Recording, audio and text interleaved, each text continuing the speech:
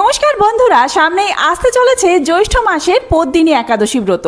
যেহেতু এই মাস মলমাস পড়েছে, সেই কারণে এই একাদশী পালনের কিছু বিশেষ নিয়ম রয়েছে। সেই সমস্ত কিছু নিয়ম নিয়েই আমাদের আজকের ভিডিও।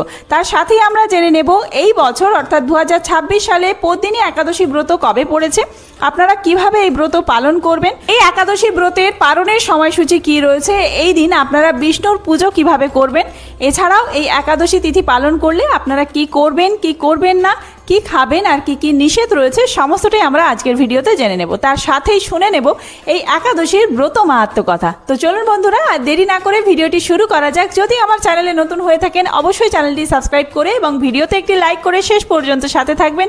আশা করি ভিডিওটি আপনাদের জন্য খুবই হেল্পফুল হবে। ভিডিওটির মূল পর্বে যাওয়ার আগে শ্রী বিষ্ণুকে স্মরণ করে কমেন্ট বক্সে লিখুন ওম শ্রী বিষ্ণু হরে কৃষ্ণ। হিন্দু পঞ্জিকা অনুসারে প্রতি 32 মাস অন্তর আসে অধিক মাস বা মল মাসের শুক্লপক্ষের একাদশী তিথি। এই বছর মল মাসের শুক্লপক্ষের একাদশী তিথি পদ্মিনী একাদশী নামে পরিচিত। ভগবান বিষ্ণুকে উৎসর্গীকৃত এই ব্রত অত্যন্ত পবিত্র এবং ফলদায়ী বলে মনে করা হয়। সনাতন ধর্মে বিশ্বাস করা হয় যে এই ব্রত পালনের মাধ্যমে মানুষ সমস্ত পাপ থেকে মুক্তি পায়, বৈকুণ্ঠ লাভ করে এবং সমস্ত মনস্কামনা পূর্ণ হয়। তো চলুন বন্ধুরা, শুরুতেই জেনে নেওয়া যাক যে এই একাদশী ব্রত আপনারা কবে পালন করবেন। একাদশী তিথি শুরু হচ্ছে 11 জ্যৈষ্ঠ 26 মে মঙ্গলবার সকাল 7:53।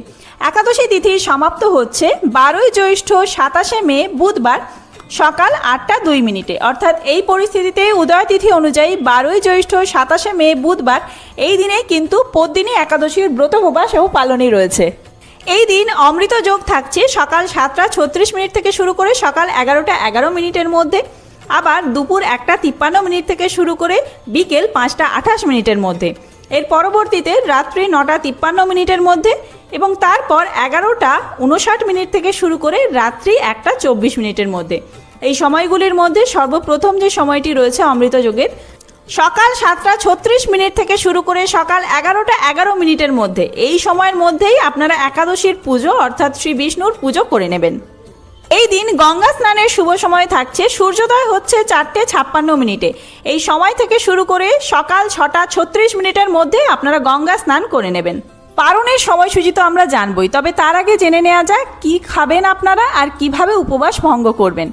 দশমীর নিয়ম কি রয়েছে। দশমী তিথি থেকেই আপনাদেরকে কিন্তু এই উপবাস শুরু করতে হবে। সেই দিনও নিরামিষ আহার গ্রহণ করতে হবে, অর্থাৎ মসুর ডাল, ছোলা, শাক, কাঁসার পাত্রে খাবার গ্রহণ করা বর্জনীয়। এছাড়াও কোনো রকম আমিষ আহার গ্রহণ করা যাবে না দশমীর দিনে। এর পরের দিন একাদশী তিথি। একাদশী তিথিতে উপবাস করে বিষ্ণুর আরাধনা করতে হবে। বিষ্ণুর আরাধনার জন্য ভক্তরা নির্জলা উপবাস করে থাকেন, কেউ বা ফলাহার করেও এই ব্রত পালন করতে পারেন। তো আপনারা চাইলে ফলাহার করতে পারেন, ফলাহারের সাথে সাথে আপনারা সাবু খেতে পারেন, এছাড়াও সবজি সেদ্ধ করে খেতে পারেন, তবে সবুজ শাকসবজি খাওয়া যাবে না।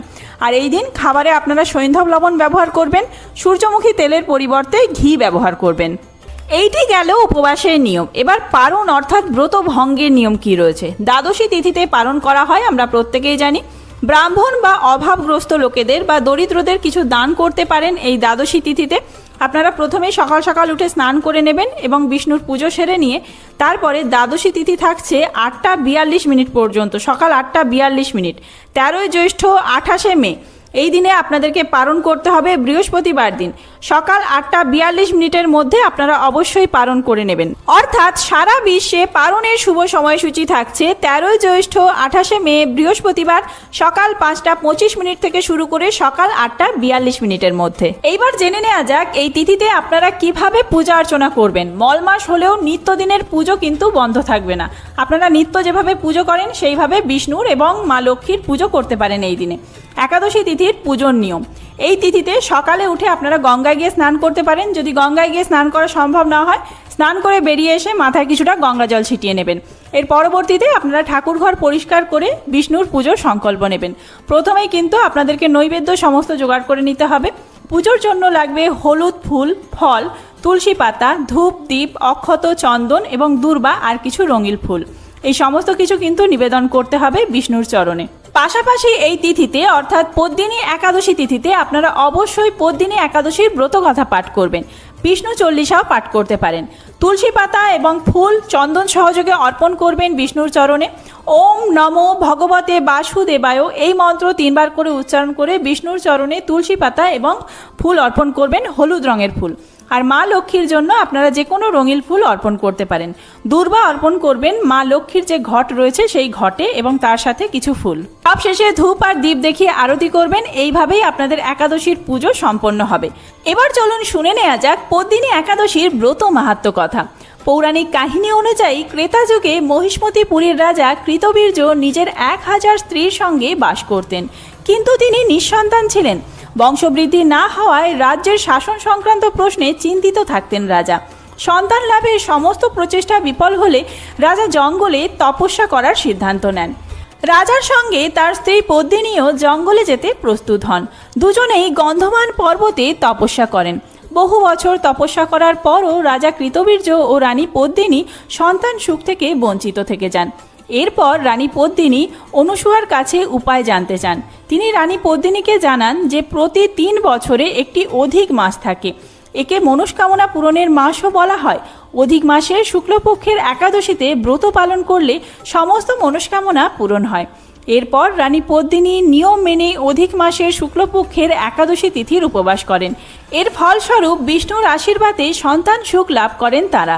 কিছু সময় পর রানী পদ্মিনী ও রাজা কৃতবীর্যের একটি পুত্র সন্তান হয়। এর নাম রাখা হয় কার্তিবীর্য। পরবর্তীকালে এই বালক অত্যন্ত পরাক্রমী হয়। পুরাণ অনুযায়ী কার্তিবীর্য অর্জুন রাবণকে পরাজিত করেন। তো বন্ধুরা, এই ছিল পদ্মিনী একাদশীর ব্রত মাহাত্ম্য কথা সংক্ষেপে। তো যারা সন্তান সুখ লাভ করতে চান তারাও কিন্তু এই অধিক মাস বা মল মাসের একাদশী তিথি পালন করতে পারেন। খুব তাড়াতাড়ি নতুন কোনো ভিডিও নিয়ে আসছি। এই ভিডিওটি যদি হেল্পফুল হয়ে থাকে বন্ধুদের মধ্যে অনেক বেশি শেয়ার করবেন। কোনো কিছু জানার থাকলে কমেন্ট করতে পারেন, আমি সেই কমেন্টের খুব তাড়াতাড়ি উত্তর দেব। নিয়ে আসছি নতুন ভিডিও খুব তাড়াতাড়ি। সবাই সুস্থ থাকবেন, ভালো থাকবেন, ধন্যবাদ।